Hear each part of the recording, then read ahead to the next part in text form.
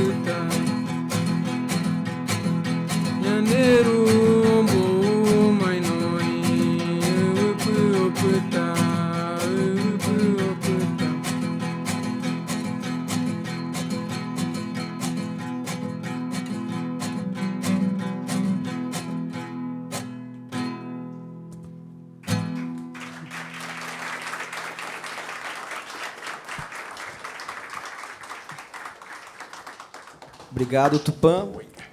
Gostaria de convidar, então, os nossos convidados para subirem ao palco aqui e sentarem-se. Eu vou dar início às apresentações, por favor. Adelaide, Ingomani, Olívio.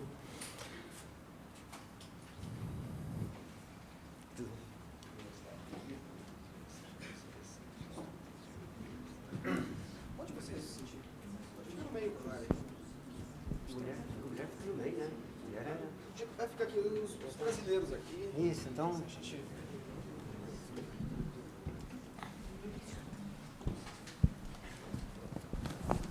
Bom, então agora oficialmente, boa noite. Agradecemos ao Tupã pela apresentação, que dá uma pequena amostra da riqueza da cultura guarani, que será, de alguma maneira, um dos temas da nossa conversa de hoje, que tem como título A Contaminação da Cultura no País e na Diáspora como Declínio da Língua, uma mesa do Conexões, feita em parceria com o Prêmio Oceanos, o Prêmio de Literatura em Língua Portuguesa, da qual eu sou um dos curadores, junto com a própria Adelaide Monteiro, que é curadora de Cabo Verde, junto com Isabel Lucas, que é curadora de Portugal, e com Selma Caetano, que, além de curadora pelo Brasil, também é diretora do Prêmio Oceanos. Então, eu agradeço muito ao Itaú Cultural e ao Núcleo de Audiovisual e Literatura, e especialmente ao professor ensaísta João César de Castro Rocha, que organiza, que faz a curadoria desse evento,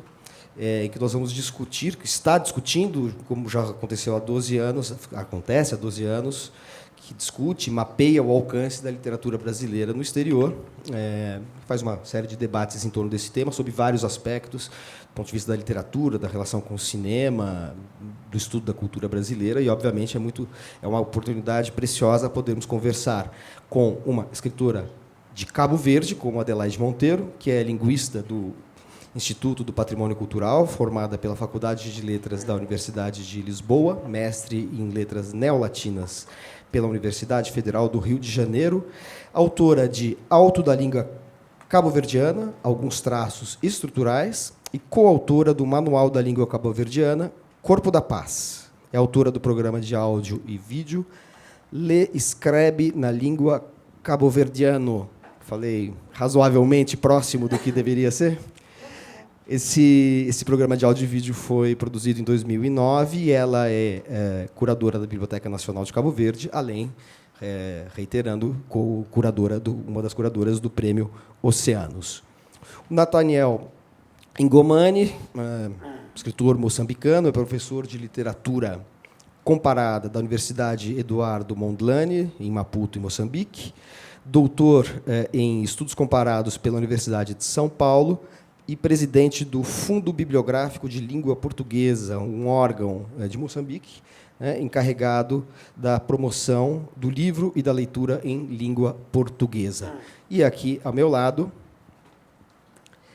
o Olívio Jecupé, que é um escritor indígena guarani brasileiro, conforme ele pediu que eu o apresentasse. Então, escritor indígena guarani brasileiro de literatura nativa. Mora na aldeia Crucutu, do povo guarani, em Parelheiros, na região sul de São Paulo. Estudou filosofia na USP, é palestrante, autor de 18 livros, e, como ele também pediu que mencionasse, é pai de 3 filhos escritores. Um deles vocês acabam de conhecer, que é o Tupã, que se apresentou, que, além de escritor, tradutor, também é músico. Bom, dando início, então, à nossa conversa aqui, eu conversei com os nossos convidados previamente e falei para eles, que uma das questões que a gente nota, e certamente eles notam, porque tem uma experiência no Brasil muito grande, é o nosso profundo desconhecimento, no Brasil, das questões linguísticas envolvidas em países como Cabo Verde, Moçambique. Isso inclui também Angola e outros países em que a língua portuguesa é língua oficial, não exclusivamente, mas é uma das línguas oficiais. E também há um profundo desconhecimento, por grande parte do público brasileiro, do próprio fato de que o Brasil é um país que tem centenas de línguas indígenas, que são remanescentes das cerca de 1000 línguas que existiam quando da chegada dos portugueses ao Brasil. Então, acho que a minha primeira pergunta é uma pergunta quase, vamos dizer assim, uma Wikipedia para nós, brasileiros, que vocês explicassem um pouco as características, as singularidades linguísticas ligadas à história de Cabo Verde, de Moçambique, e depois o Jecupé pode falar em relação ao Brasil, já que já adiantando um pouco, Moçambique e Brasil têm uma certa semelhança. São ambos países que tiveram presença portuguesa da virada do século XV para o XVI, né?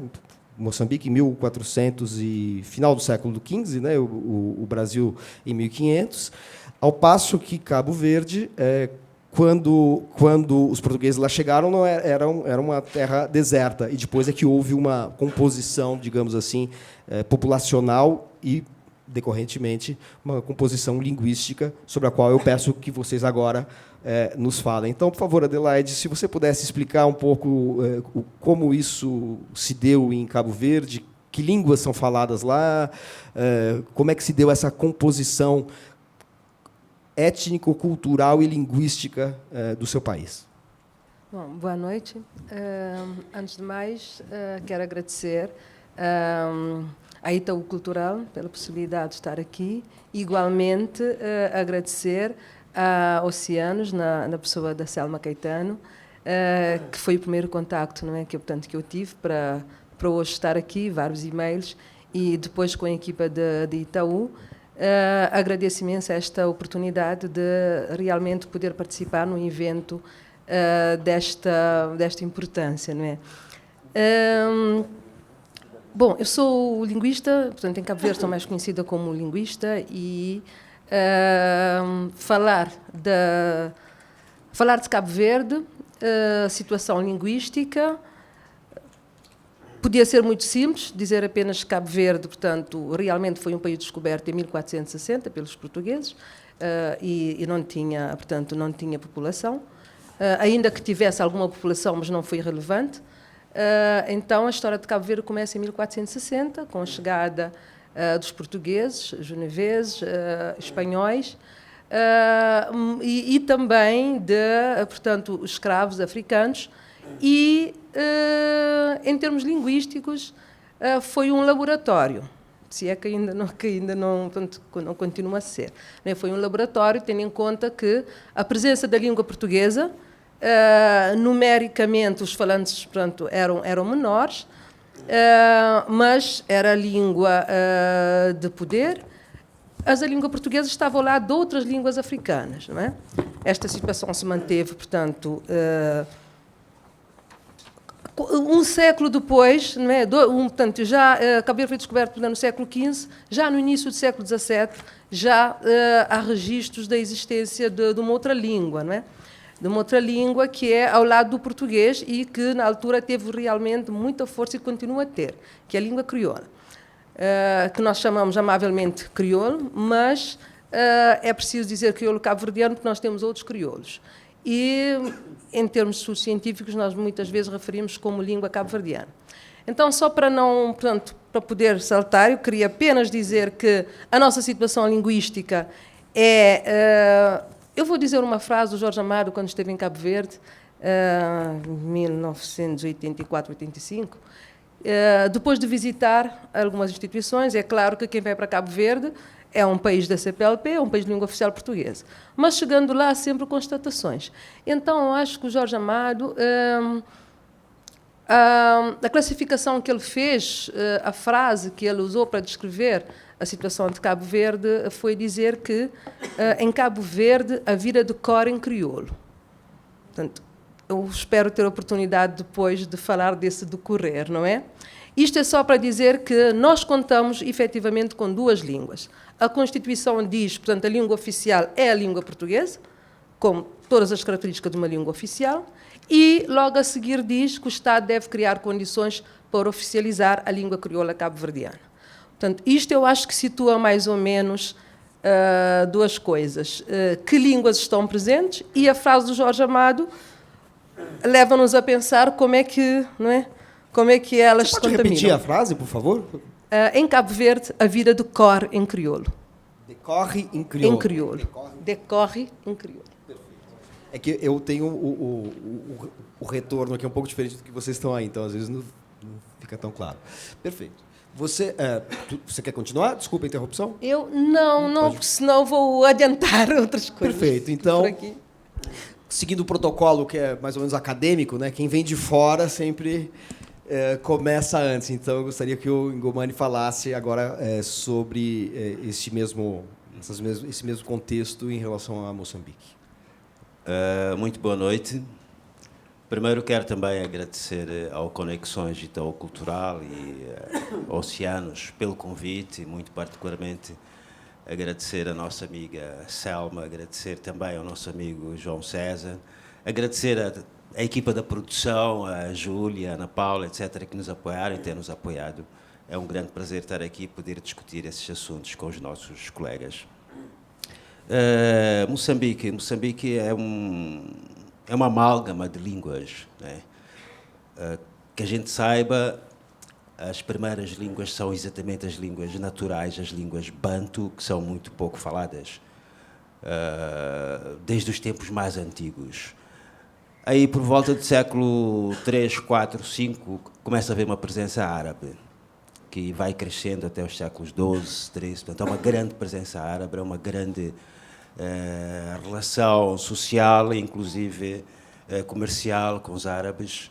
Aliás, é do contacto entre o árabe e as línguas bantu que aparece o Kiswahili, né, com bastante presença na região do Índico. Portanto, isso muito antes da chegada dos portugueses. Os portugueses chegam em 1498, na região de Inhambane, e era um grupo bastante pequeno, portanto, chegam em Inhambane, que é no sul, vão fazendo comércio entre África, Europa e Oriente através do Índico, portanto, não penetram Moçambique, estão na costa. Mais tarde, em 1557, creio eu, fixam-se na ilha de Moçambique, e porque nessa altura os árabes já tinham grande influência, não permitiam a compra de escravos no seio da população que estivesse sob a sua influência, Portugal é obrigada a penetrar para o interior através do rio Zambeze.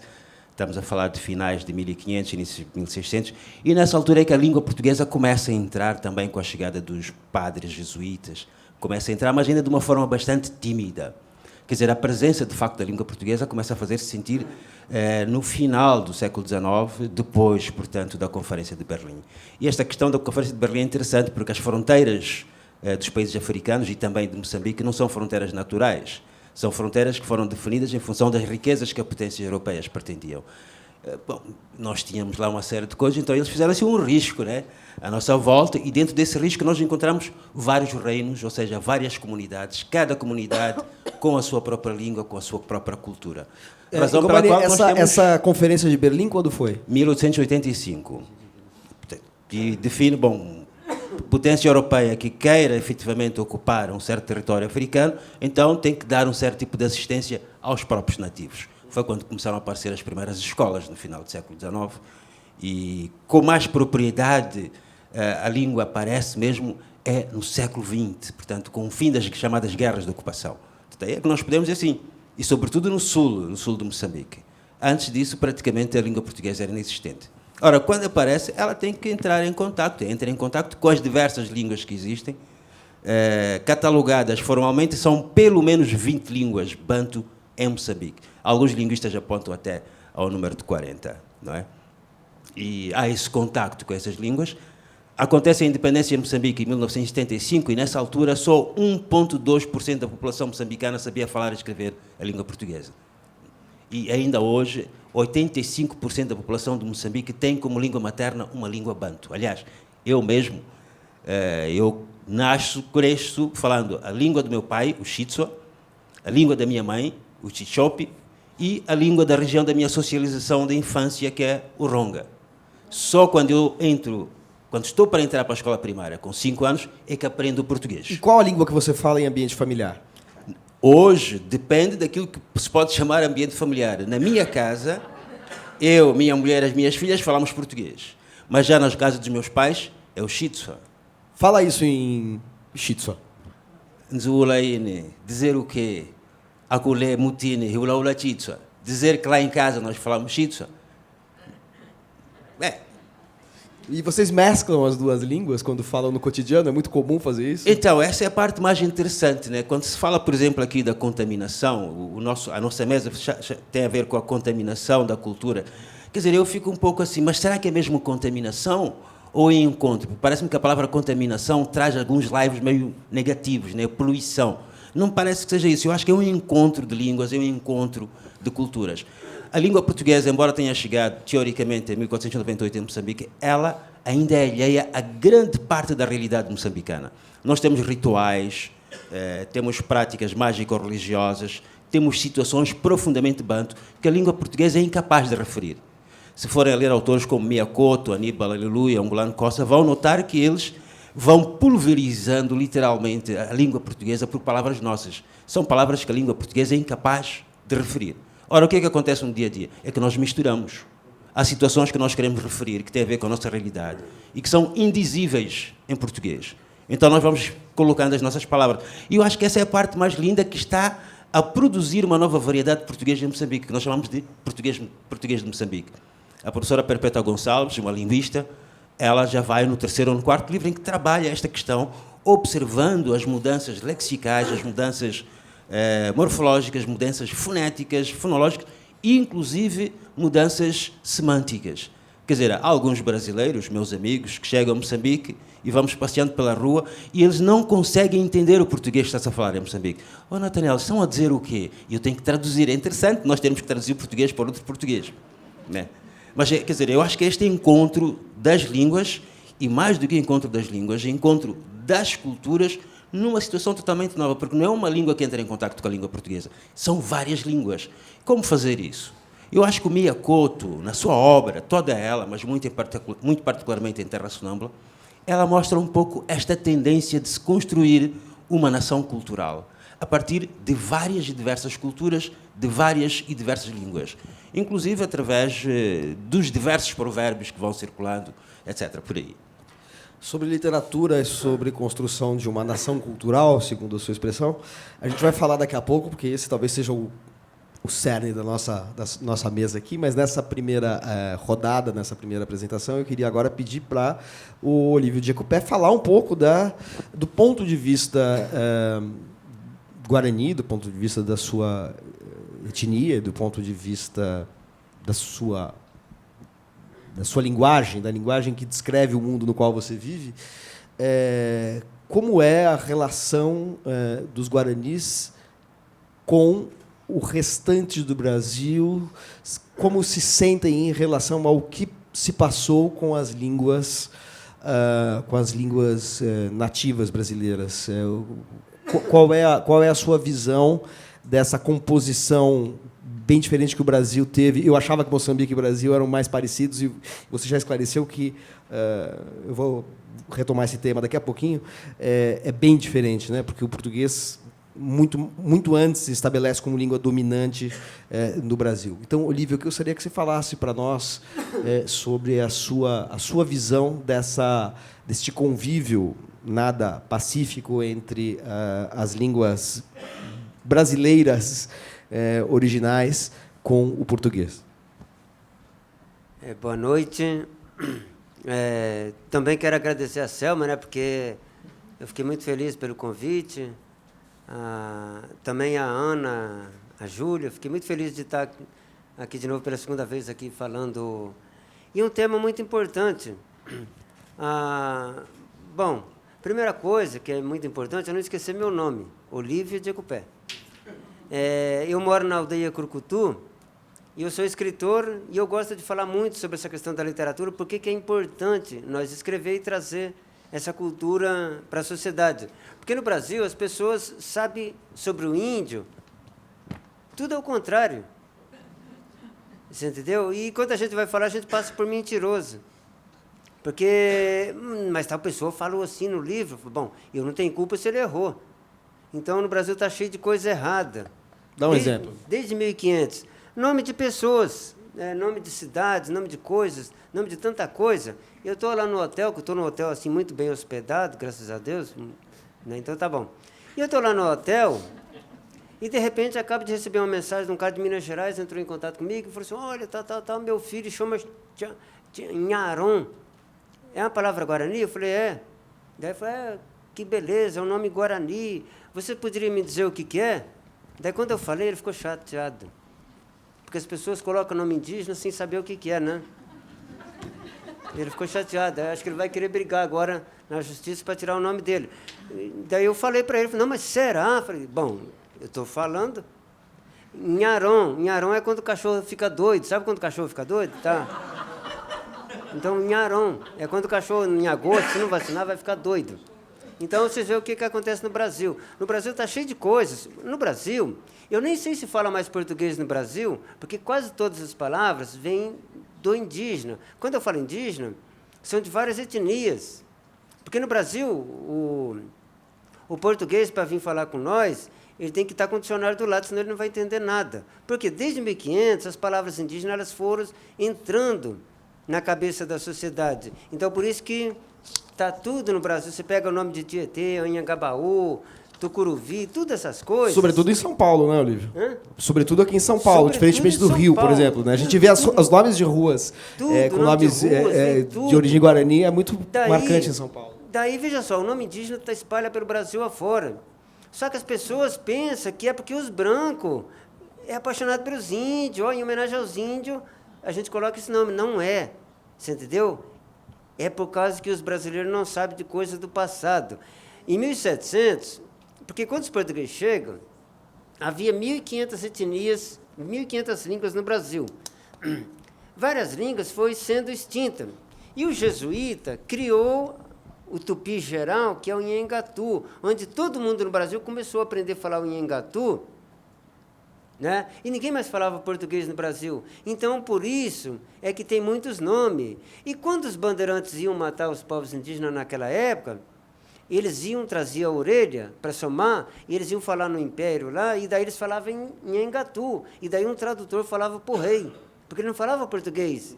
Daí o Marquês de Pombal ficou revoltado que ninguém mais falava português. Daí ele expulsa o jesuíta e fala para o povo do Brasil: a partir de agora, quem falar Nhengatu, eu corto a língua de vocês. Aí o brasileiro tem que falar o português rapidinho. Daí eles vão começando a aprender. Você entendeu? Então, por isso que o Brasil é o único país que fala português, ainda fala errado, né?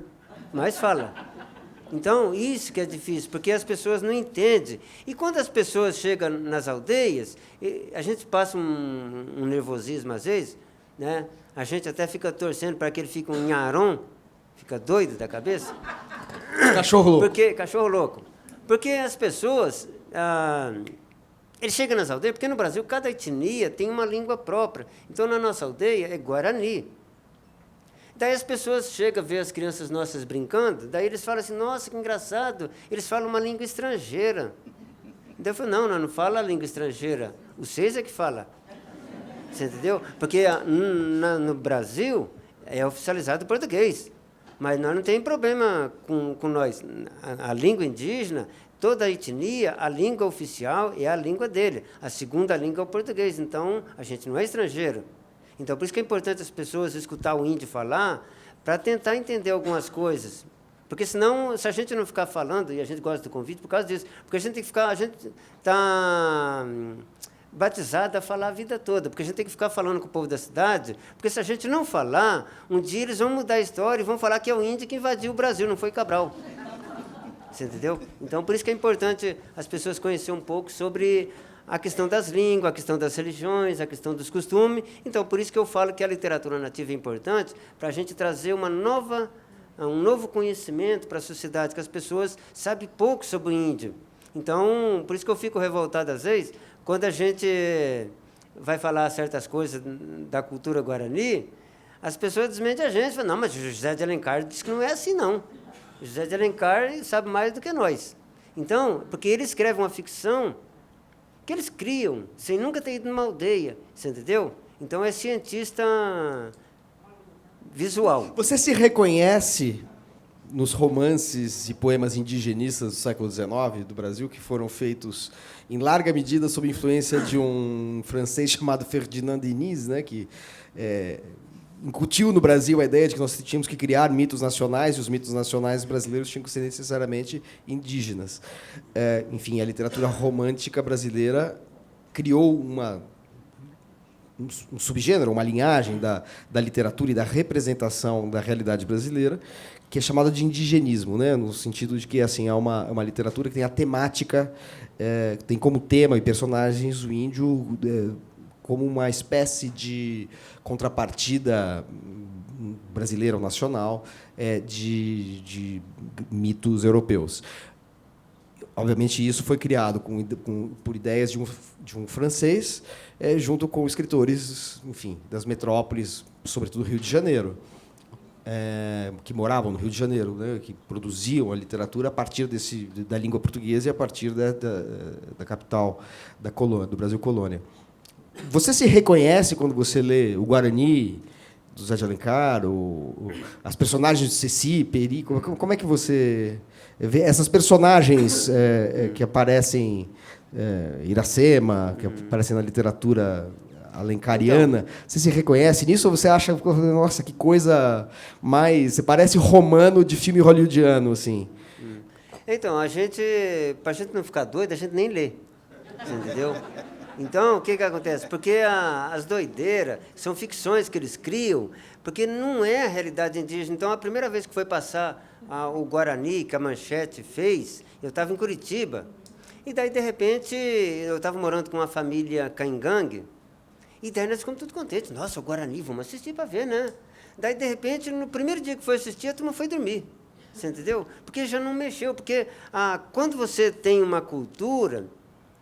a coisa, ela mexe com a gente. Quando não é nossa, não mexe. Então, por exemplo, a gente faz nossos rituais. Então, os rituais nossos começam a falar assim, que hora que começa? Quando começa a escurecer. Mas não tem hora? Não, hora que começar a escurecer. E que hora que termina? Não, hora que a turma começar a sair. Mas não tem hora? Não, hora que a turma sair. Você entendeu? Mas que hora que pode terminar? 10 horas. Mas não pode terminar mais tarde? 11 horas. E se acontecer de terminar no outro dia? Termina no outro dia, não tem problema. Então, é assim, porque não tem horário. Então, na nossa cultura, como que a pessoa aguenta passar a noite toda dançando e fumando no cachimbo? Porque a gente se sente feliz. Você entendeu? Agora, porque a gente se sente inspirado. Então, quando a gente faz parte de uma crença, que a gente acredita, a gente fica alegre. Então, quando você vai ler certas histórias que não tem nada a ver com a realidade nossa, a gente não vai gostar e não vai se sentir feliz. É igual... você ficar assistindo um filme que dura 3 horas. Se o filme está bom, que faz parte do assunto, você fica tranquilo. Se não mexe com a pessoa sai e levanta, vai embora. Então, por isso que a literatura indígena no Brasil, eu vejo muito problema, que a gente vê muitos defeitos. Então, eu já li vários livros e a gente observa certas coisas. E como o tempo é curto, não vai dar para a gente explicar. Mas é só ir lá na aldeia que a gente explica. Mas você falou da literatura. Não, a gente tem tempo para falar assim da literatura, Jacopé, vai dar para falar assim. Agora, tem um elemento que eu acho que dificultou o conhecimento e a difusão de uma literatura dos povos originais do Brasil, que é a característica da oralidade, né, a tradição oral. Então, assim, eu acho que isso retardou um conhecimento mais, entre aspas, autêntico da produção cultural e, chamemos, literária ou poética, como você preferir, desses povos. Eu queria aproveitar esta questão para a gente começar a chegar ao tema da literatura, e daí, já que o Conexões discute um pouco como o Brasil é visto por outros olhares, queria saber da Adelaide, do Ingomanes, como se dá a criação de uma literatura em Cabo Verde e Moçambique, e se a questão da oralidade é um elemento importante na definição de um corpus literário em Cabo Verde e Moçambique. Se uma literatura oral sempre existiu, se existia... Como foi a criação de um sistema editorial, um sistema literário, e como as línguas, o crioulo cabo-verdiano e as línguas bantu se integraram a esse sistema, e se o fato de eventualmente terem uma pergunta, se elas tinham origem oral antes, se elas demoraram a se integrar a um sistema que, no caso do português, certamente veio já mais pronto de Portugal e da Europa. Quando se fala da literatura oral em Cabo Verde, automaticamente estamos a falar da língua crioula, não é? Porque, portanto, em Cabo Verde vivemos numa dicotomia de modalidade oral e escrita, não é?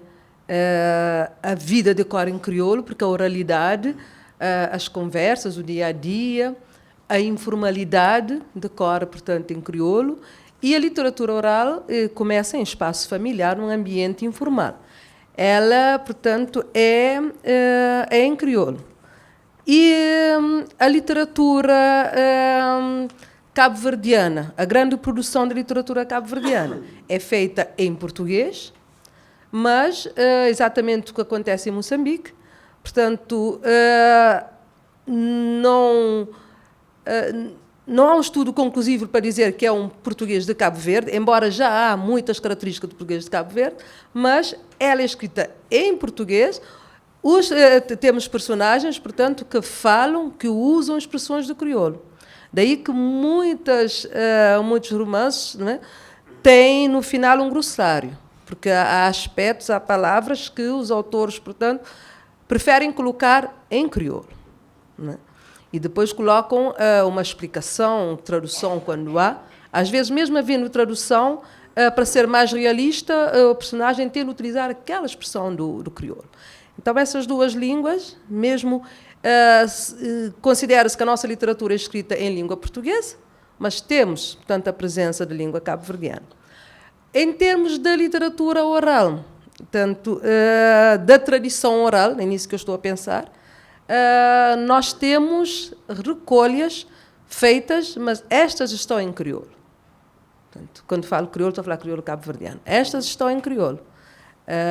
Não estão em português. Há estudos sobre essa literatura oral, para explicar os diversos campos da literatura oral, mas, portanto, portanto, acaba por ter duas coisas, uma em português e a outra que é em língua cabo-verdiana. Porque a nossa vivência realmente é em língua cabo-verdiana, que já, nesse momento há uma redefinição das funções das duas línguas, não é? O crioulo já deixa também de estar só no espaço de informalidade, começa a entrar também no Parlamento, portanto, as atas do Parlamento também, eu mesma já transcrevi, portanto, as intervenções dos deputados em crioulo. São deputados que sabem falar português, mas em determinados momentos querem intervir em crioulo, fazem sem nenhum problema, portanto, é totalmente aceito. Esse programa de áudio e vídeo que eu mencionei na sua biografia inicialmente, que é o Lei Escreve na Língua Cabo-Verdiano, é um programa que trata de questões linguísticas ou também traz material desta literatura oral? Não, portanto, é um programa que apenas ensina, porque isto quer dizer ler é ler, e escrever na língua, portanto, cabo-verdiano, em língua cabo-verdiana. Um brasileiro entende o cabo-verdiano? Tem que papia, pão hoje, assim eles te entendem. Eu tenho de falar para ver se vocês percebem. Não, percebem algumas palavras, porque, portanto, 98% do léxico do crioulo cabo-verdiano é em português. Agora, a estrutura gramatical é outra coisa, né? Portanto, então, não posso dizer que há intercompreensão à primeira. Depois da pessoa viver, começa a perceber alguma coisa. Mas é preciso ter algumas dicas, porque conhecer o léxico, mas não conhece a estrutura sintática. Então, não consegue interpretar. Este programa é precisamente porque foi feito para divulgar o alfabeto para a escrita da língua cabo-verdiana, porque só em 2009 é que se oficializou, portanto, o alfabeto para a escrita do cabo-verdiano. Existe um alfabeto oficial, ainda que a língua, portanto, até este momento, não é oficial. O objetivo foi precisamente dar a conhecer à sociedade, pronto, as pessoas que se interessam pela língua cabo-verdiana, dar a conhecer esse alfabeto e mostrar como funciona a ortografia. Não é? E só com esse objetivo, portanto, exato. Perfeito. Mas Gomani? o crioulo deve variar de ilha em ilha, não é? Tem variedades. Portanto, a língua é cabo-verdiana e tem as variedades consoante as regiões geográficas, de ilha para ilha. Mas deve ser aqui, quanto? Não, nós temos duas grandes variedades, do norte e do sul. E os nomes são Barlavento e Barlavento e Sotavento. Sotavento. Barlavento e Sotavento. Isso, portanto, divisão geográfica, não é? Portanto, as ilhas do norte de Barlavento e as do sul de Sotavento. Évora canta qual? Desculpa? Évora. A cantora. Cesária Cesária Évora, Évora. de São Vicente. Mas os pais eram... A mãe era da praia, da minha ilha. Ela é, portanto, do norte, de Barlavento, São Vicente. Perfeito. Ngumani? Essa matéria ainda precisa de muita escavação. A respeito da oralidade, né? Você está falando? Sim, porque Moçambique tem uma vasta literatura natural que tem a ver com as suas comunidades nativas, né? Mas que não está inscrita porque estas línguas não evoluíram no sentido de obter a sua própria escrita. Portanto, ela existe, alguns de nós, os mais velhos, crescemos ouvindo histórias da avó, histórias da mãe, que são histórias que têm a ver com a nossa realidade cultural, com a nossa realidade social. E que descobrimos que, afinal, os outros povos também têm mais ou menos a mesma realidade. Quer dizer, a gente entra numa sala de literatura e começa a ouvir conceitos tipo fantástico, realismo maravilhoso, etc. E nós voltamos atrás e lembramos das histórias que a avó contava, mas que não estão inscritas e que pertencem a estes géneros do fantástico, do maravilhoso, enfim. Por outro lado, eu fiz referência aqui a um contacto com os árabes. Portanto, séculos XII, XIII, há dois grandes nomes, pelo menos, Ibn Majid e Ibn Battuta, que produziram uma riquíssima literatura sobre a região de Moçambique, mas escrita em árabe.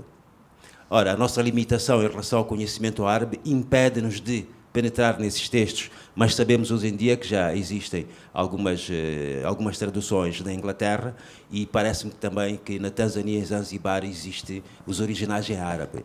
Ora, esta literatura que eu acredito que tem a ver também com Moçambique não está inscrita. Razão pela qual, quando se pensa em literatura em Moçambique, pensa-se em literatura na perspectiva da escrita, quer dizer, do modernismo. Uma literatura escrita aparece com a colonização, aparece com os portugueses. Aparece exatamente em 1854 com os primeiros textos escritos na região de Moçambique. Mas pronto, isso aí é uma parte da nossa literatura, que é aquela que está escrita em língua portuguesa. A grande parte da nossa literatura pertence exatamente chamemos, à oralidade. Não é, pois, por acaso, que os nossos autores, na busca da afirmação da identidade dos nossos países, eles vão exatamente tentar resgatar a parte cultural, a parte social, daquilo que não está escrito em língua portuguesa, mas está escrito nas nossas línguas. Quer dizer, quem lê Miyakoto tem que entender um pouco da cultura moçambicana, caso contrário, também é perdido. Eu sei que os brasileiros, não só, têm trabalhado muito sobre a obra do Miyakoto, mas trabalham na perspectiva brasileira, não na perspectiva profunda da cultura do universo banto. Vamos Esse falar... é o aspecto, só um minutinho, desculpa. Há outros autores que tentam trabalhar. Ngulano Bacacossa, por exemplo, tem-se tentado trabalhar no Brasil, mas há muita dificuldade. Por quê? Porque não se consegue mergulhar no universo banto. O Aníbal Aleluia, que eu considero o maior ficcionista em Moçambique, que trabalha profundamente a língua portuguesa, quer dizer, uma variável culta portuguesa, mas que mergulha profundamente nas raízes culturais, quase ninguém se atreve a trabalhar com ele. Porquê? Porque tem dificuldade de entrar nessa área cultural. Portanto, são alguns aspectos que mostram que há uma tentativa de recuperação da oralidade, não apenas por ser oralidade, mas porque é através das nossas línguas, da nossa oralidade, que vem ao de cima a nossa herança original, cultural, histórica, social e por aí fora, e que vinca a construção da identidade. A minha pergunta é, você fala que existe uma literatura formalizada, digamos assim, com o advento, vamos dizer, da institucionalização do português, né, no século XIX. E como é a relação de vocês, para daí chegar um pouco mais na proposta geral do Conexões, de ver o alcance da literatura brasileira, da cultura, na sua confluência ou com outras culturas, o olhar de quem olha a cultura brasileira de fora. Como é que é para vocês o português do Brasil e a cultura brasileira e a literatura brasileira? Que relação vocês estabelecem, já que vocês têm essa relação com o português? Estou perguntando em Moçambique, só para dar continuidade ao que você vinha falando. Uma vez que o português, de certa maneira, demora para se tornar a língua, pelo menos durante o período colonial, a língua dominante em Moçambique, como que vocês veem esse outro português falado do outro lado do Atlântico? Eu tive a oportunidade de trabalhar um pouco esse aspecto, exatamente quando estava na USP, porque eu comparei, na minha tese de doutoramento, comparei o Mia Couto e o Ngulano Costa, que são autores moçambicanos, com Alejo Carpentier, que é cubano, e o João Guimarães Rosa. Ora, o eixo para poder aproximar isso foram exatamente os pontos que eu considerei que eram mais ou menos aproximados. Quer dizer, o facto de termos sido dominados pela mesma potência portuguesa, portanto, a presença de Portugal, a forma como esta potência introduziu a língua portuguesa nesses outros espaços, através das suas escolas, do ensino, e através também da religião. Portanto, são 3 elementos, incluindo, portanto, o fator de dominação, são 3 elementos que nos permitem aproximar e ver o que é que acontece. Por um lado. Por outro, há o encontro das línguas, né, da língua portuguesa com outras línguas. O encontro da cultura portuguesa transmitida pela língua portuguesa com outras culturas. E isso permite que objetos mais ou menos similares possam produzir também estéticas mais ou menos similares. Não é por acaso que é possível olhar para a temática do Carpentier, olhar para a temática de um Guimarães Rosa, olhar para a temática de um Augusto Roa Bastos, em Paraguai, por exemplo, e perceber que há uma certa proximidade com autores com quem nunca se cruzaram. Zé Maria Arguedas, por exemplo, do Peru. A gente lê Arguedas, vai ler um Ngulano Costa, parece que trabalharam na mesma época. A gente lê um Luís Bernardo Anguana em Moçambique e vai ler uma Cunaíma de Mário de Andrade, parece que trabalharam na mesma época. O que isto tem a ver com o quê? Tem a ver, penso eu, com o tecido social, com o tecido cultural. E isso nos permite dar esse salto. É claro que o português aparece aqui como uma vantagem, não é? A possibilidade de a gente entender-se mutuamente com o Brasil e ir tirando daqui várias lições. Aliás, no tempo colonial, há muita publicação brasileira que ia para Moçambique. O Jorge Amado, que aqui foi referido, é uma espécie de uma lanterna, foi uma espécie de uma lanterna para a literatura da resistência em Moçambique. Havia aqui uma revista, creio que era o Cruzeiro, e que era publicada, aparecia em Moçambique, e os escritores daquela época, estou a falar do Rui Knopf, estou a falar do José Craveirinha, os mais antigos, eles iam a correr para pegar o Cruzeiro. Por quê? Porque iam bebendo alguma coisa do percurso já feito pelo Brasil e na busca da sua identidade, iam repensando a sua própria identidade. Se no Brasil primeiro apareceu a independência e depois houve a afirmação da identidade, no nosso país foi exatamente o contrário. Exatamente para as leituras que a gente fazia. Primeiro apareceu a consciência da autonomia e depois é que partimos para a luta pela libertação. Portanto, esta proximidade de interesse, de querer se livrar, creio que o João falou um pouco ontem sobre o que é que representa o Brasil e a América Latina, portanto, esses países que tiveram independência em 1820 alguma coisa. O que é que representa para nós? Representam o ponto adiantado do nosso porto de chegada. Como é que a gente faz? A gente olha para a América Latina, como é que os latino-americanos fizeram a sua autonomia? Como é que construíram a sua independência? Porque eles também foram dominados. Então, como é que nós podemos fazer? E do ponto de vista dos objetos estéticos, como é que eles fizeram? E como é que a gente faz? Daí que, de vez em quando, a gente ouve um Caetano, e é como se o Caetano tivesse nascido em Maputo. A gente identifica-se com ele. Né? A gente ouve um Pablo Milanês, e o Pablo Milanês não parece que nasceu em Cuba, é como se tivesse nascido. Quer dizer, há muita identidade com a América Latina, e muito particularmente com o Brasil. E o Brasil funciona um pouco para nós como uma espécie de lanterna, tentando, claro, colocar de lado o que não nos interessa e que possa estar errado, não é? Mas o importante é que a gente vai aprendendo, a gente vai seguindo esses passos com o Brasil. Adelaide? Não, olha, eu tenho que dizer que, portanto, muita coisa passa-se igualmente como passou com Moçambique. Porque, portanto, os nossos primeiros escritores, os nossos escritores de referência, sobretudo os claridosos, não é? Portanto, claridosos nos anos 30 e as publicações dos primeiros romances cabo-verdianos. Se a gente lê primeiro o romance cabo-verdiano e depois for ler, por exemplo, os modernistas brasileiros, aí a gente começa automaticamente a fazer a ligação, não é? Então nós tivemos muita influência do modernismo brasileiro. Os claridosos assumem isso claramente, dizem isso. É um grupo? Ok. Claridosos quem são? Claridosos são, portanto, os nossos escritores... Claridosos. Claridosos, exato. Isto claridosos. Exato. Porque, portanto, são três... portanto, é uma geração representada, sobretudo, por 3 escritores.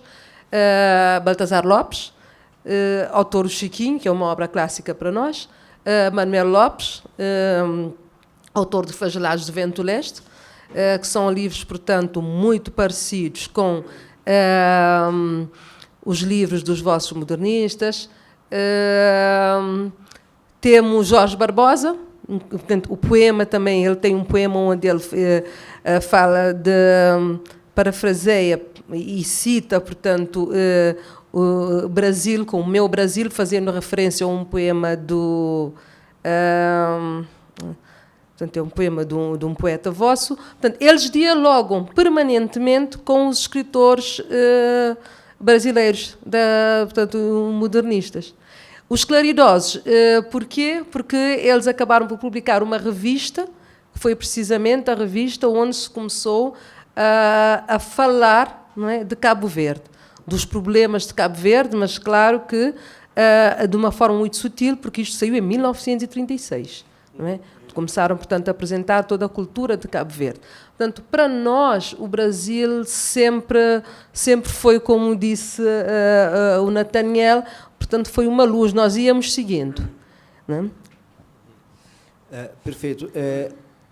Retomando um pouco o início dessa conversa, uma coisa que eu pretendia perguntar, você queria fazer alguma observação? Não, eu queria só falar em relação à questão, portanto, como é que a gente vê, você perguntou sobre isso, o Brasil, a língua, no Brasil ou ainda não? Sim, a língua brasileira. Esse país que tem, enfim, fala... Nós temos aqui todos em comum a língua portuguesa, e, no entanto, a história da língua portuguesa no Brasil é bem diferente da história em Cabo Verde e em Moçambique. E acredito que em Angola também talvez vocês pudessem mencionar, já que, vamos dizer, há dois grandes ausentes aqui nesta conversa, né, que é Angola e Portugal. Portugal, parcialmente, porque eu chamo Manuel. Então, isso corrige um pouco as coisas. E temos a Isabel Lucas aqui na plateia. Então, eu posso falar um pouco em nome dos portugueses, E assim, em relação dos a descendentes de portugueses. Agora, Angola, eu não sei se... realmente, não sei... Tem muita proximidade com Moçambique, seja pela quantidade de línguas... Mas o estabelecimento da língua portuguesa como uma língua dominante também coincide mais cronologicamente. Ou menos, embora tenha chegado primeiro a Angola antes de Moçambique, mas é mais ou menos a mesma dinâmica.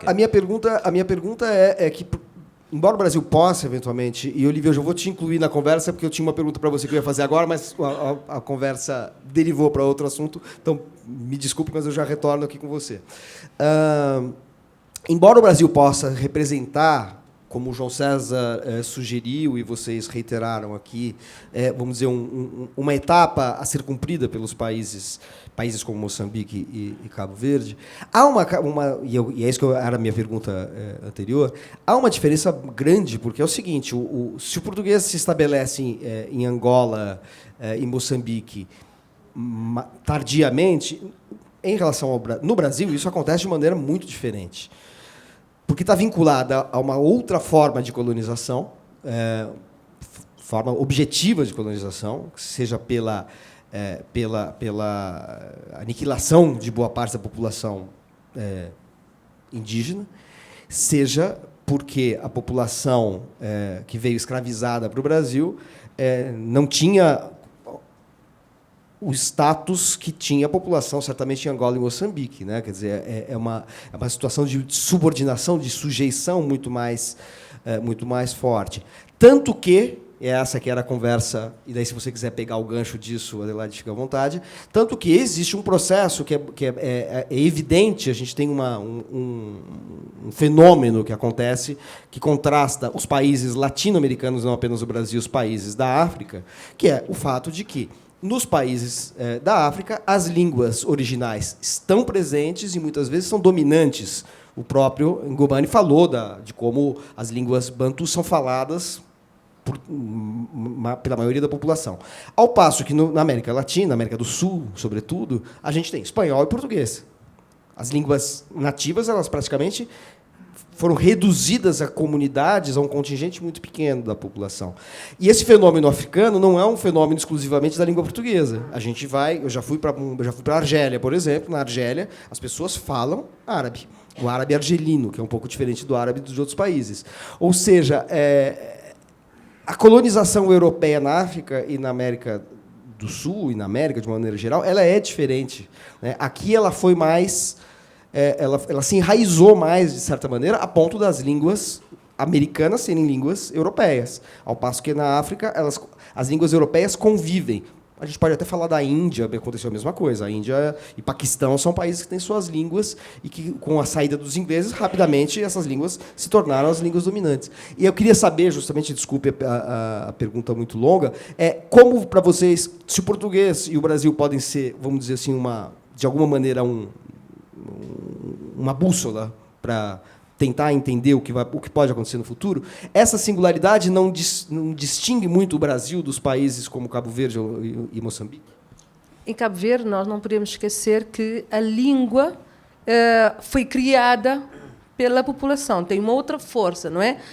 Tem uma outra força, eu digo, portanto, é também uma língua do poder ao lado da língua portuguesa. Tem poderes diferentes, mas cada um tem o seu poder.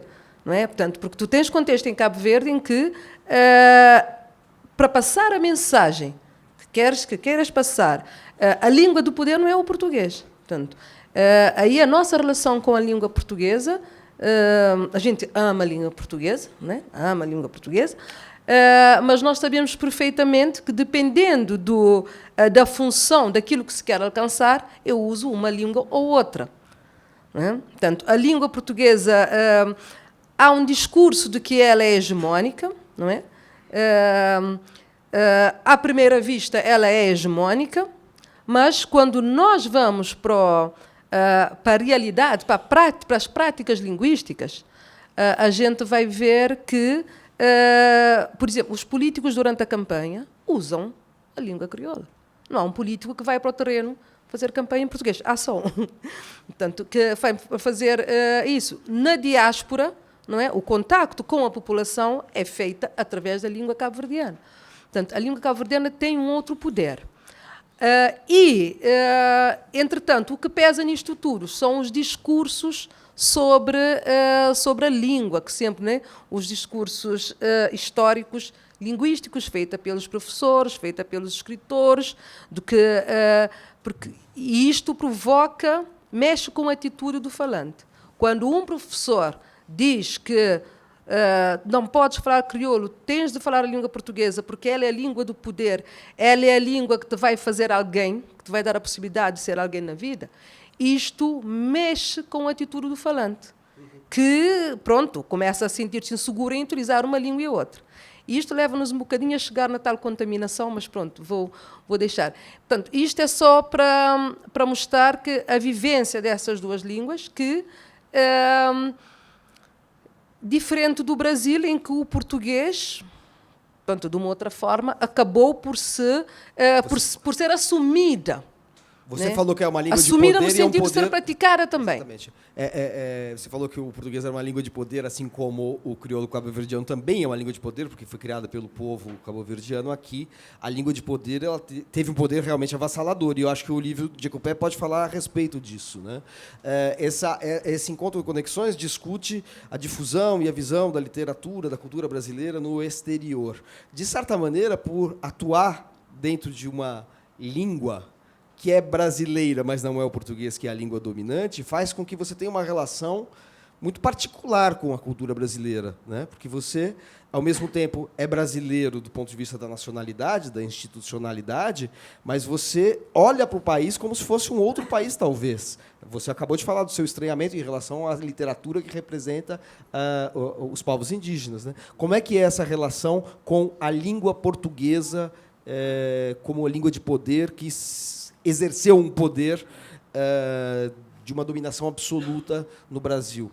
Como é isso para você, Jacopé? Bom, primeiro é bom saber que, para a gente ter um entendimento, no passado a gente a gente só vivia de contação de história oral. Né? E a história oral, eu sempre tive uma preocupação muito séria, que é o seguinte: não é todo mundo na aldeia que é contador de história. Então, todo mundo pensa que, quando ele chega na aldeia, ele sempre pensava que o índio velho é o contador de história. Eu falei, não é o velho que é o contador de história, é quem nasce com o dom de contar história. Então, depois a gente chega lá, a gente começou a ter uma preocupação muito séria da questão do índio ser um contador de história, mas ele também entrar nesse sistema de ter uma escola dentro da aldeia e aprender o português. Porque a cultura indígena ela é muito importante. mas a gente passa muita humilhação, você entendeu? Muito sofrimento, muito preconceito. Por quê? Há uns 20 e poucos anos atrás, eu estava estudando na USP, e daí, de repente, naquela época, lá na aldeia onde eu moro, na aldeia Curucutu, as pessoas não entendiam muito bem português. E daí chegou uns brancos lá para visitar a aldeia, e daí, de repente, eu estava na minha casinha lá, com a minha mulher, criancinha, e daí, de repente, eu escuto os brancos, na hora que estavam indo embora, despedindo das crianças e dos adultos, e os adultos não... sendo humilde com eles e sendo massacrado. Daí eu falei, cara, mas eu fiquei doido. Quando, de longe, eu vim correndo para ver, né? O cara gritava de longe, assim, falava assim, tchau, canibais, tchau, canibais. E daí a turma na aldeia, todo mundo dando tchau, você entendeu? Com todo respeito, mas não está entendendo o que eles estão falando. Então, isso é uma coisa humilhante. Então, o que acontece? Eu falo, não, a cultura é uma coisa muito importante na aldeia, ela tem que continuar existindo e forte, né? Quando eu falo forte, é porque na aldeia lá, então a turma tem a cultura forte, mas eu acho que na aldeia o índio tem que ser forte também na língua portuguesa. Vocês se preocupam com a extinção da língua? Eu peguei um dado do censo de 2010. Sim, a gente... Que diz que apenas 13% das línguas nativas do Brasil, ou seja, que não o português, apenas 13% tem mais de 1.000 falantes.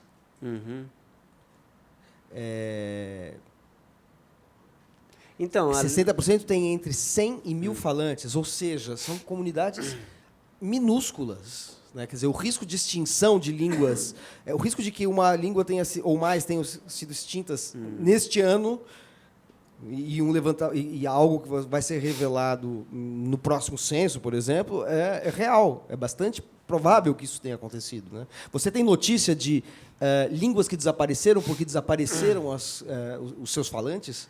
Sim, desde 1500 a língua está sumindo, você entendeu?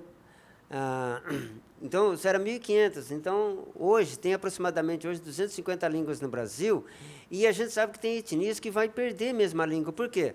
Por exemplo, tem etnias no norte do Brasil que são 2 índios só que falam. Então, quando eles morrerem, já acaba a língua. Então, não tem como, vai morrer. Tem etnias que tem 40 índios, tem etnias que tem 1.000 índios.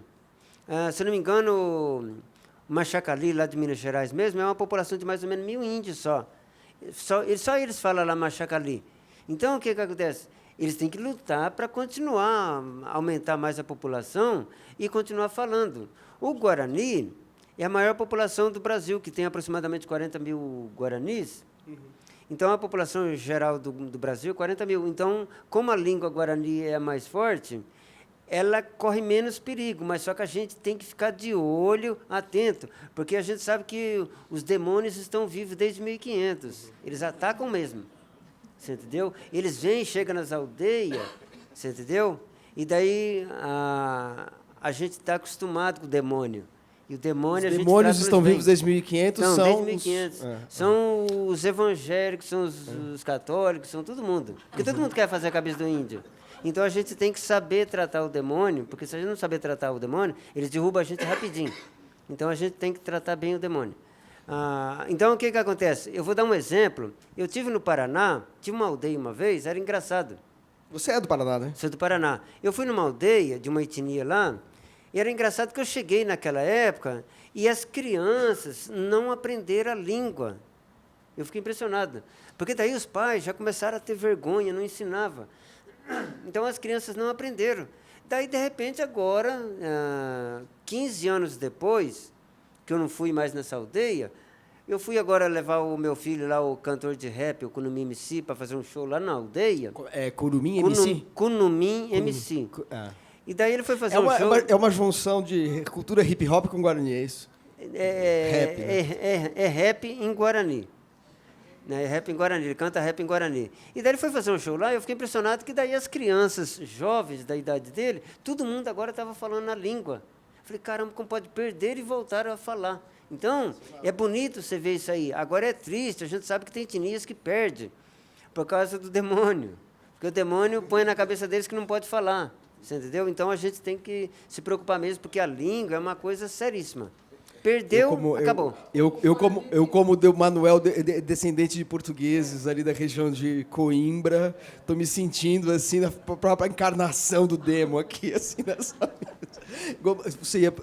uma pergunta. Eu tenho uma pergunta técnica que eu esqueci de fazer para a produção aqui do Itaú. As perguntas serão feitas por microfone, por escrito, como serão feitas? Se alguém pudesse me esclarecer, João, como que é feita? Tem o microfone. Então, a gente pode... vamos começar, então, a abrir a perguntas. É uma rápida só. A resposta é sim ou não. Se o Guarani falado no Paraná deve ser diferente de São Paulo, assim como do Paraguai, não é? Isso, o Guarani ele tem vários dialetos, né? Ele tem vários dialetos. Por exemplo, na Guarani, tem na Bolívia, tem na Argentina, tem no Paraguai, tem um pouco no Uruguai e o Brasil. Só que as aldeias, no São Paulo, elas falam diferente, né? Agora mesmo, eu acabei de receber uma mensagem, tem um garoto lá da Argentina, que ele quer gravar uma música com meu filho, porque meu filho canta rap, ele quer cantar. Daí ele mandou uma mensagem aqui falando em Guarani, só que daí estava ruim a chiadeira, daí eu mandei meu filho escutar o Tupã. Daí ele falou, não entendo, o Guarani deles lá é diferente. Então, todo lugar é diferente. Então, se você for aqui no litoral, os Guarani, às vezes, é diferente do Guarani de São Paulo. E no Paraguai é mais diferente ainda, porque lá também tem uma mistura do Guarani com o espanhol e com outras etnias. Que o Guarani mesmo, o chamado Guarani puro, umbiá, é uma língua... Quando fala língua pura, é que tem só aquela língua mesmo, né? E já no Paraguai, você fala o Guarani, mas daí tem mistura com o espanhol, tem mistura com outras etnias. O que é mistura? Mistura é igual no Brasil. No Brasil, a pessoa fala português, mas ele está falando indígena. Por que é falar indígena? É igual você vai no Nordeste, você come macaxeira. E daí chega em São Paulo, você vai comer macaxeira e a pessoa diz que não tem. Daí fala, não, estou vendo ali. Não, mas aquilo é mandioca. Você entendeu? Daí você vai no Sul, a pessoa fala guri, vem aqui. Daí você chega no Paraná, fala piá, vem aqui. Daí chega em São Paulo, fala moleque, vem aqui. Então, fala várias coisas ao mesmo tempo. Então, aí que dificulta a língua indígena nesse sentido, do Paraguai com o Brasil. Perfeito. Gomani. Eu queria fazer um contraponto com este contexto, com esta situação que é colocada relativamente a Moçambique.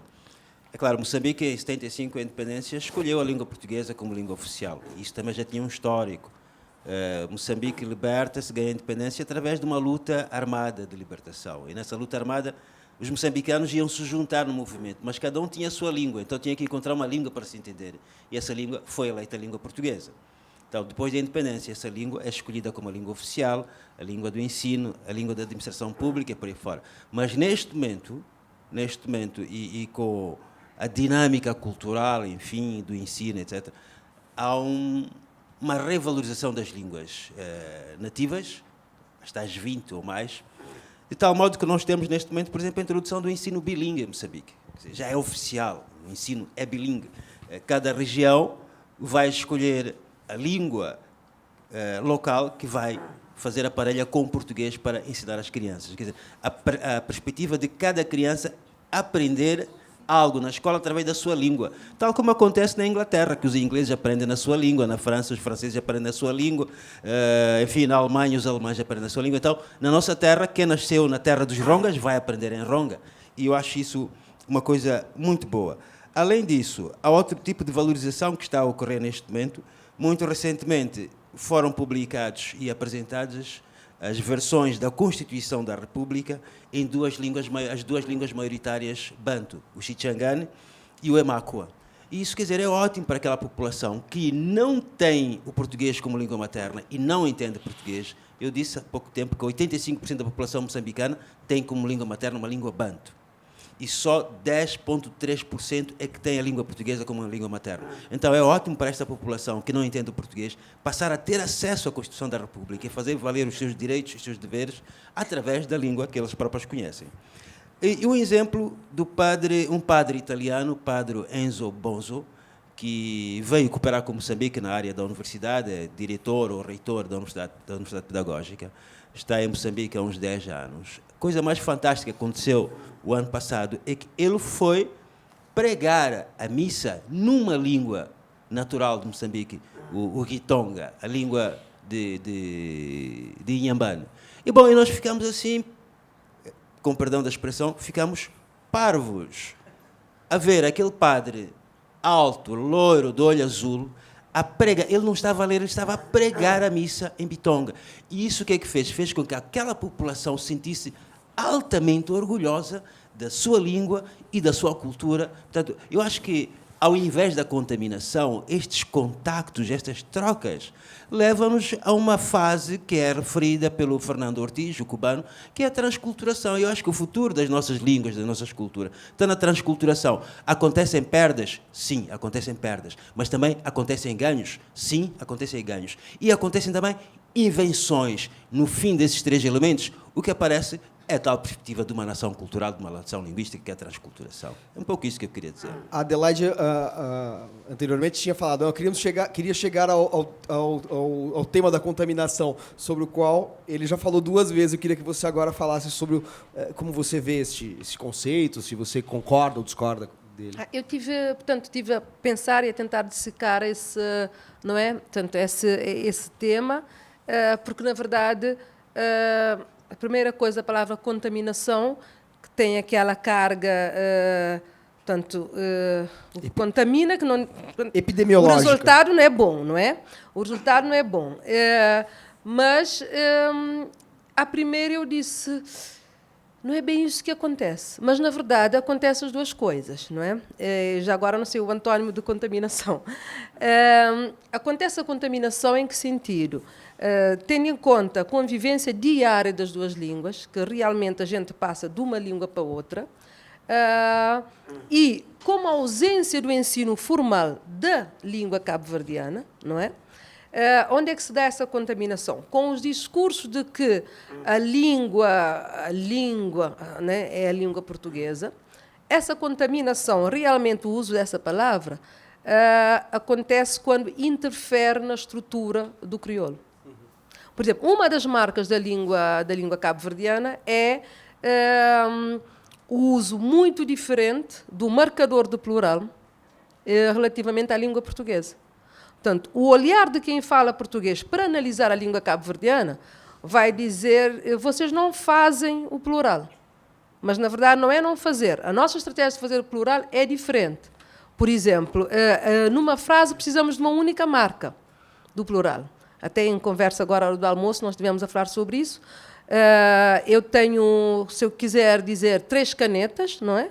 Eu tenho um numeral, portanto eu vou utilizar esse numeral 3, mas já o nome caneta não vai levar o S do plural. É 3 caneta. Não é? O nosso sistema verbal, nós não temos a flexão de pessoa e número. Afinal, por exemplo, o verbo querer, que é crer, vai ficar sempre crer. Mas o que é que eu mudo? Eu mudo, portanto, o sujeito, que é um crê, bu crê, ele crê, nu crê, nós crê, esse crê. Isso porque isso faz com que o sujeito é obrigatório em crioulo. Precisamente por ausência das outras marcas. Pronome, né? Pronome do caso reto. Exato. Então, e isso é diferente do português, que, entretanto, o crioulo cabo-verdiano é um crioulo de base lexical portuguesa, mas é base lexical. Mas a estrutura é diferente. Então, e onde é que se dá a contaminação? A contaminação dá, por exemplo, nessas marcas do plural, que agora, infelizmente, é uma coisa que está a acontecer, que é as pessoas a falarem o crioulo e a usarem o S. Né? Que é casas, portanto, aquelas casas, que para nós quês é plural, casa eu não preciso colocar S. Mas isso sim, isso que é a contaminação. Portanto, isto é sintomático e é agressivo. Para quem fala crioulo, não é? Ouvir essa contaminação, não vou dizer que não é interferência, é mesmo contaminação. Agora, há outro ganho, que é, por exemplo, na literatura, a literatura crioula, em língua crioula, agora que começa a surgir, nós podemos muito bem recorrer, por exemplo, a palavras, a expressões que, por alguma razão, não existem em crioulo, porque também nós sabemos que as línguas denotam as realidades. Portanto, nós fazemos empréstimos, assim como acontece em todas as línguas. Nós podemos perfeitamente fazer empréstimo ao português para o crioulo, Algum vocábulo que nós não temos. Portanto, isso já eu não chamaria de contaminação, é uma riqueza, não é? É uma riqueza. Em relação a... Portanto, porque o tema falava de contaminação no país e na diáspora. Nós é que temos uma diáspora tão grande, não é? Em lugares diferentes, com línguas diferentes, inglês, francês, holandês. Por exemplo, a contaminação nos Estados Unidos é ouvir um cabo-verdiano a fazer uma frase como, portanto, alguém telefonou, eu vou-te ligar, não é? Então, em vez de dizer "nta ligou outro vez", traduz do inglês, "nta ligou para trás". Portanto, em inglês é "I call you back", é isso, não é? Portanto, já fazem... que para nenhum cabo-verdiano em Cabo Verde "nta chamou para trás". Portanto, eu vou, né? Ou seja, é um inglês traduzido literalmente. Traduzido literalmente. Portanto, isso acontece na diáspora. E os imigrantes, quando vão com esse crioulo, não é? Eles levam duas coisas. Levam essa contaminação e depois levam o crioulo, digamos, antigo, não é? O crioulo cristalizado.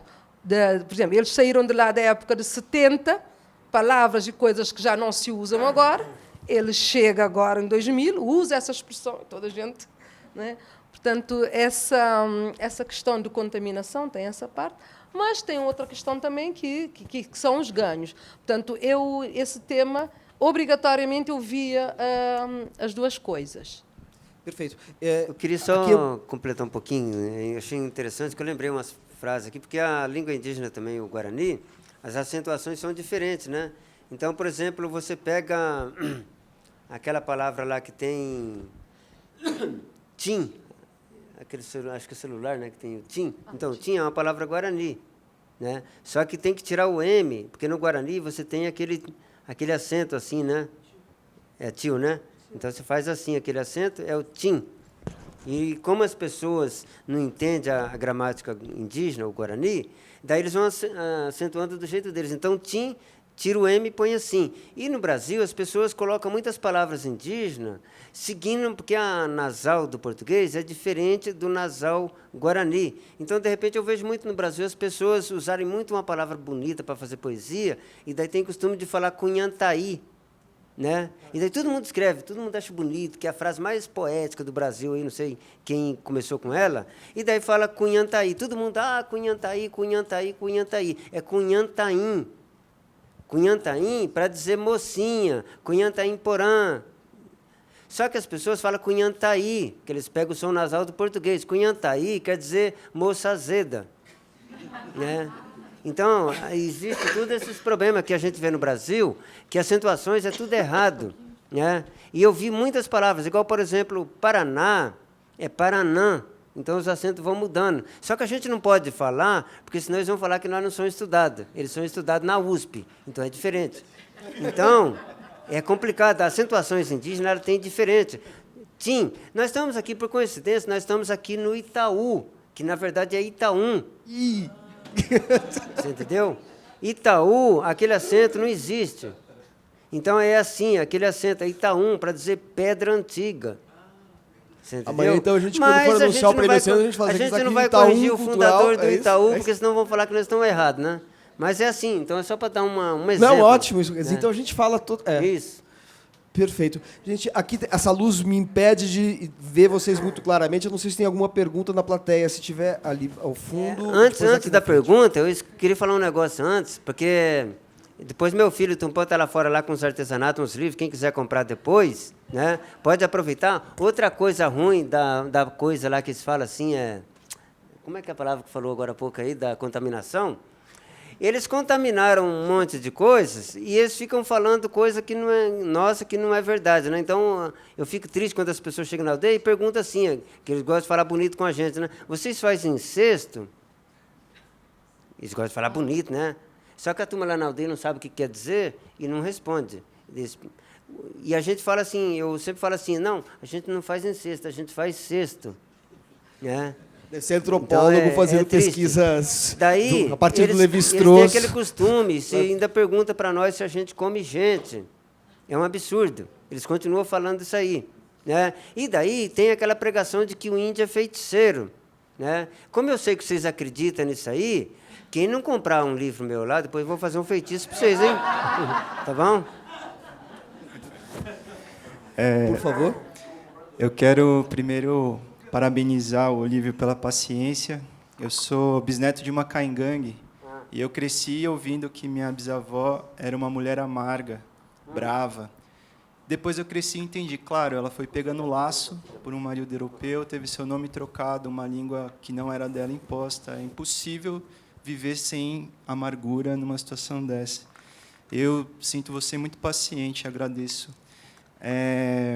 Numa perspectiva machista, existe esse costume de homens exaustivamente explicarem para as mulheres as coisas que não precisam ser explicadas, né? Às vezes um homem explica para uma mulher algo do trabalho dela mesma. E, no mesmo sentido, eu sinto que o colonizador tende a fazer isso também, né? Explicar exaustivamente algumas coisas para o colonizado. E eu percebo uma relação entre a língua escrita e o processo de colonização, em muitos casos, e existe também uma relação que aí se perpetua até hoje, que é econômica. Então, para eventos como esse, que são maravilhosos acontecerem, precisa da grana. E a grana, de alguma forma, passa pelo lugar do colonizador. Eu sinto que o nosso maior tesouro está numa sabedoria ancestral, anterior à escrita. E isso se perde muito numa dinâmica de colonização.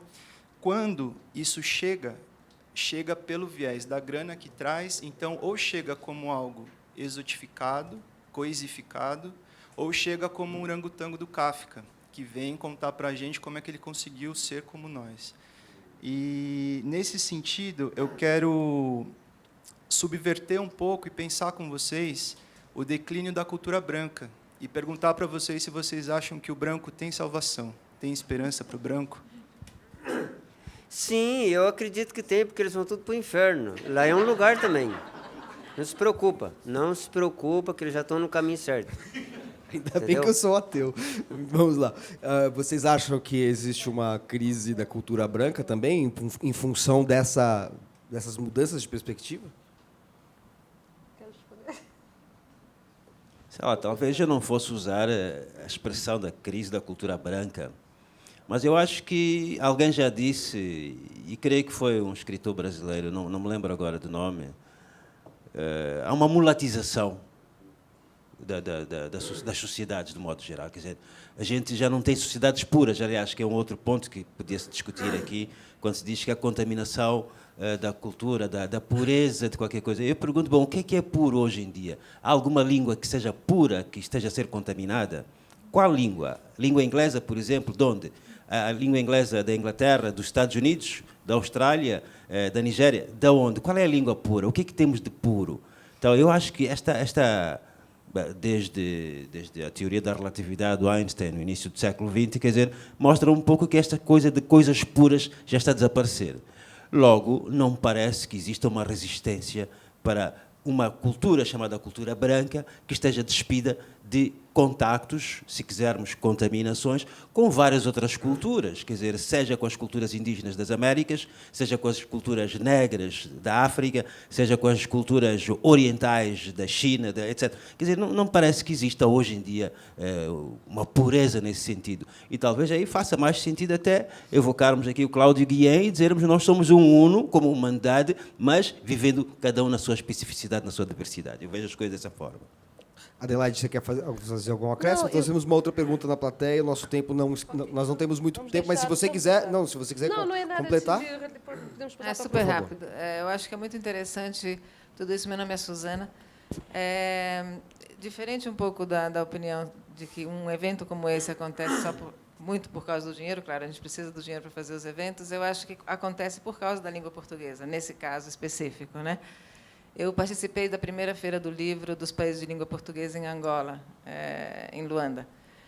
E foi impressionante, Manuel, a necessidade que os autores angolanos precisavam justamente do contato com editores brasileiros para poder mostrar o seu trabalho e a sua cultura. Lá também, na televisão, por exemplo, você recebe, pelo menos na época, 25% da população só falava português, E quando passava no telejornal uma notícia, era passada em português e mais 3 línguas. Então, eu acho que talvez a gente pudesse pensar um pouco na questão da importância da língua portuguesa para mostrar todas essas culturas.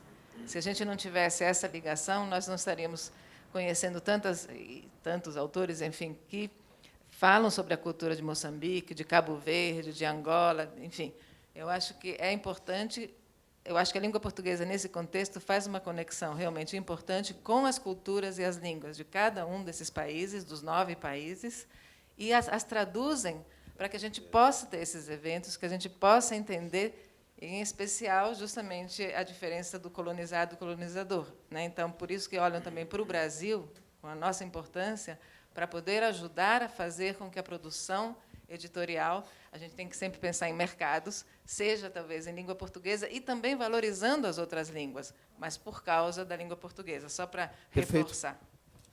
Posso fazer um comentário a propósito?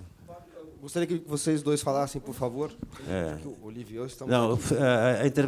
a intervenção dela fez-me lembrar uma dinâmica editorial que está a acontecer agora em Moçambique, que é a publicação de livros bilingue, também de acordo com cada região, quer dizer, associada à ideia do ensino bilingue, existe também, sobretudo, com enfoque sobre a literatura infanto-juvenil, a Associação Progressa, para ser uma associação que é moçambicana, os donos são moçambicanos, os investimentos são moçambicanos, que produzem literatura infanto-juvenil das histórias tradicionais que vêm da nossa cultura da oralidade, mas estampadas em português e na língua de cada uma das regiões.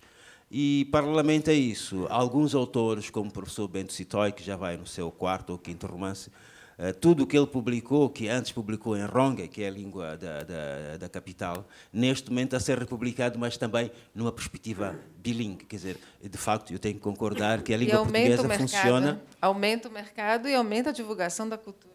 E a língua portuguesa funciona um pouco como o nosso corredor para mútuo entendimento, inclusive para traduzir essas outras culturas africanas para o brasileiro entender ou para os portugueses entender. Talvez a gente pudesse pensar, bom, e por que a gente não pode fazer produções bilíngues do Guarani, por exemplo? Né? E os meus livros que estão lá, ele está em português e Guarani, né? Depois, quem quiser depois traduzir em espanhol, pode traduzir em espanhol também. Adelaide. Pronto, foi muito pertinente a fala da Susana. Da Susana, porque isto fez-me lembrar uma coisa que ele já tinha referido e que eu esqueci de pegar, que é, portanto, porque é que é importante aprender também o português, não é? Portanto, ele disse, a gente se sente humilhar. Mas, portanto, mais do que isso, por exemplo, em Cabo Verde, eu defendo o crioulo, defendo a língua cabo-verdiana, a valorização, mas a ideia, portanto, eu e os colegas, o caminho ao bilinguismo, é construir um bilinguismo realmente, não é? Só que, claro, neste momento, tendo em conta que para construirmos o bilinguismo é preciso que as duas línguas sejam ensinadas. E como é o crioulo que ainda não é ensinado, neste momento há, portanto, uma grande atenção para a questão do ensino do crioulo, porque o ensino do crioulo ajuda também o português a afirmar-se como a outra língua dos cabo-verdianos, não é? Portanto, a ideia é sempre mostrar que nós temos duas línguas. É preciso trabalhar com as duas línguas para que qualquer cabo-verdiano se sinta à vontade e capaz de intervir nas duas línguas, não é?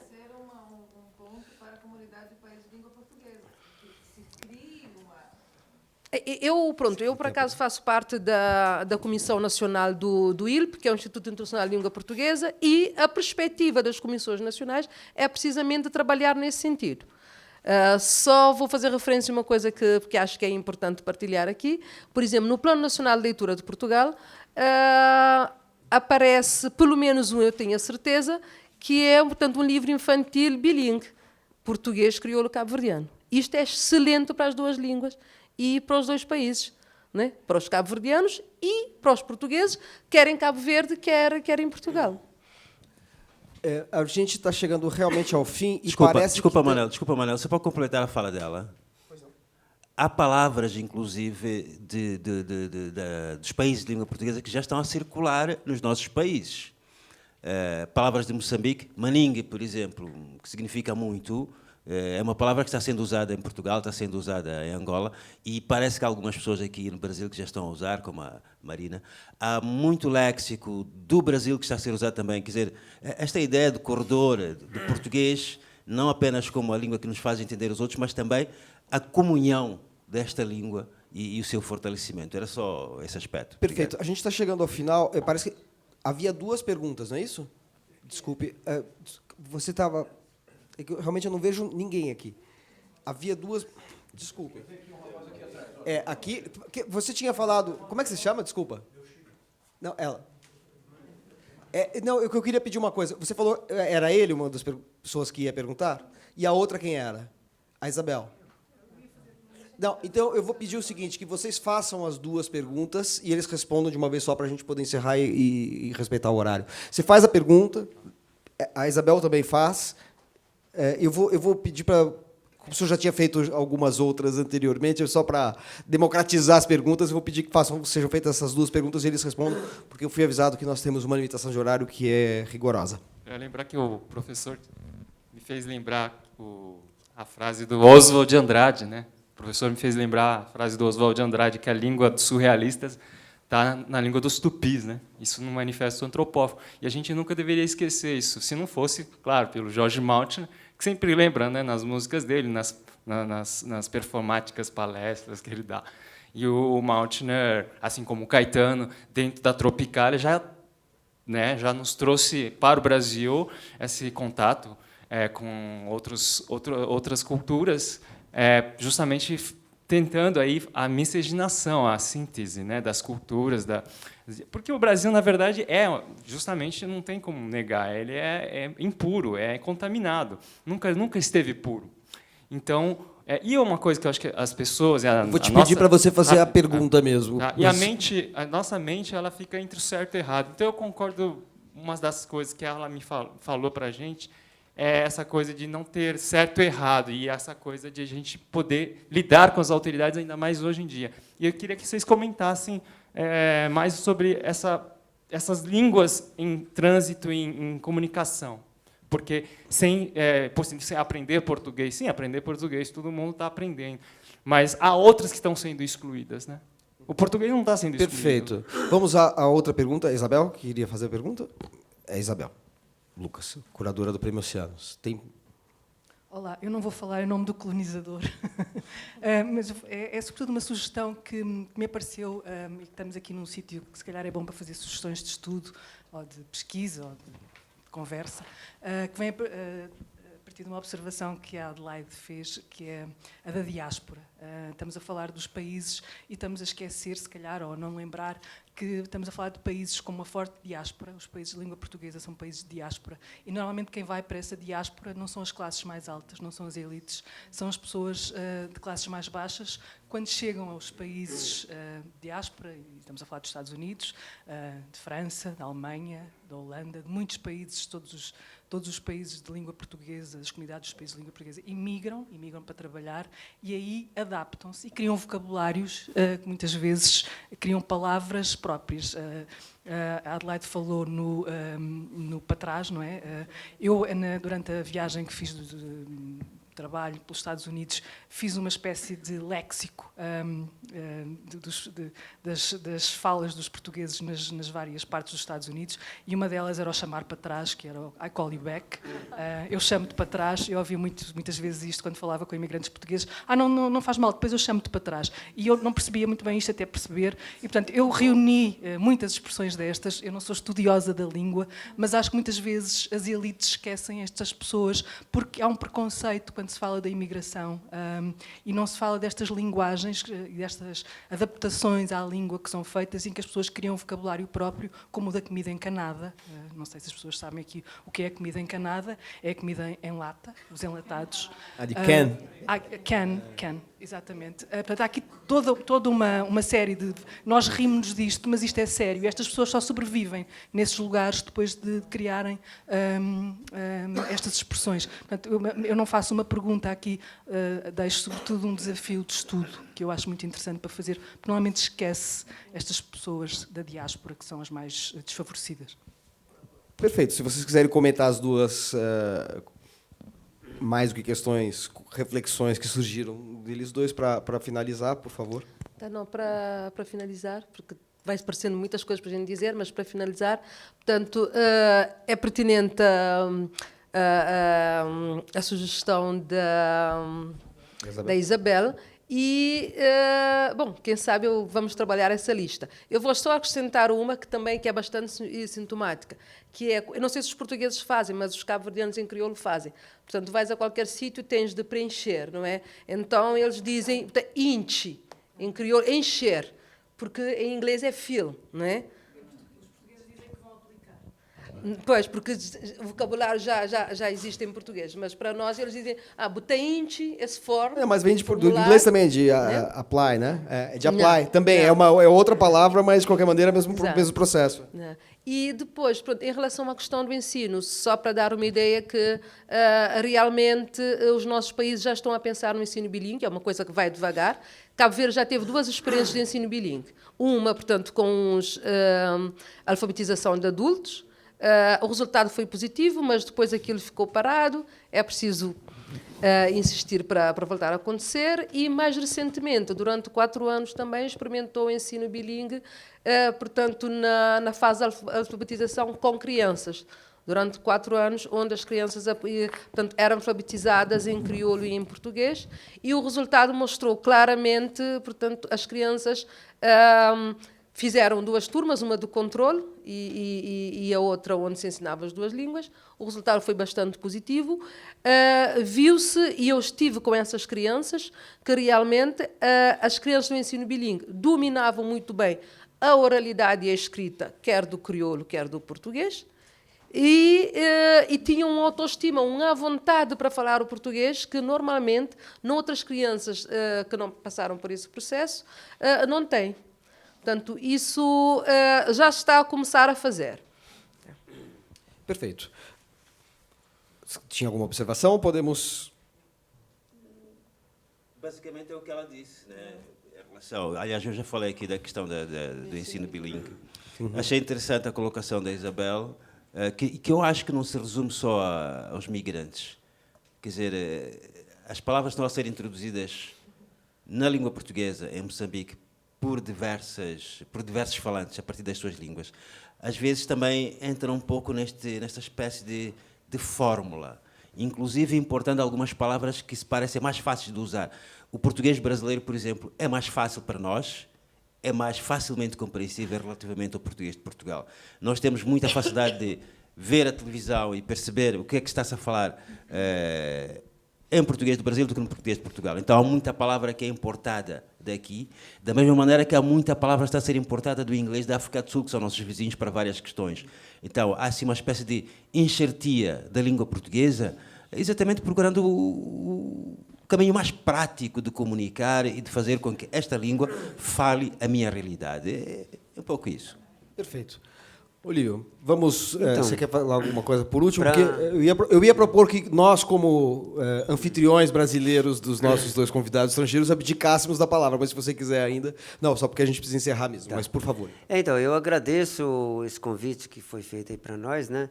E é muito importante a literatura por causa disso, porque antes ninguém sabia sobre os povos indígenas. Então, através da literatura nativa, eu acho que muito conhecimento vai chegar na cidade, né? E acredito que vai chegar até em Moçambique, lá no país dela, e vai chegar em Portugal e vai ver que os índios não é burro como conta a história. O índio também tem sua inteligência. Certo? Obrigado. Muito obrigado pela presença de todos. Amanhã nós temos, a partir das 10 da manhã, o evento de divulgação dos vencedores do Prêmio Oceanos, edição de 2019. São todos convidados para estar aqui. Vai ser aqui mesmo, Selma? Nesta sala mesmo? Aqui nesta sala a gente vai fazer isso e conversa com os curadores. E agradeço ao Olívio de Cupé, a Adelaide Monteiro e ao Nathaniel Obrigada, Gomani. obrigada a todos.